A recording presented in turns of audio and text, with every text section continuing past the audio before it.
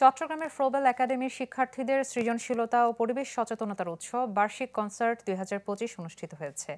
সকালে নগরীর বহদ্দারহাটের একটি কনভেনশন হলে আয়োজিত অনুষ্ঠানের মূল প্রতিপাদ্য ছিল জলবায়ু পরিবর্তন। এ সময় শিক্ষার্থীরা পরিবেশ ও টেকসই উন্নয়ন নিয়ে চিত্র প্রদর্শন করে। অনুষ্ঠানে বক্তারা জলবায়ু পরিবর্তনের সচেতনতা বৃদ্ধি এবং শিক্ষার মাধ্যমে টেকসই বিশ্বের বার্তা ছড়িয়ে দেওয়ার গুরুত্ব তুলে ধরেন।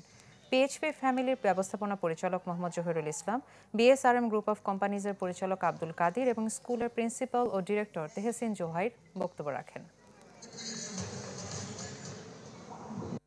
আমরা শুধু ডান্সিং সিঙ্গিং এগুলো শিখি না, আমরা শিখছি how raising awareness and taking responsibility and ownership towards our mother earth. আমরা আশা করি সবাই এই প্রোগ্রামটা দেখে ক্লাইমেট চেঞ্জের জন্য একটু কেয়ার করবে। কোনো ট্র্যাশ ফেলা যাবে না, ওয়ার্ল্ড একদম ক্লিন রাখতে হবে, অ্যানিমালসদেরকে সেভ করতে হবে, আর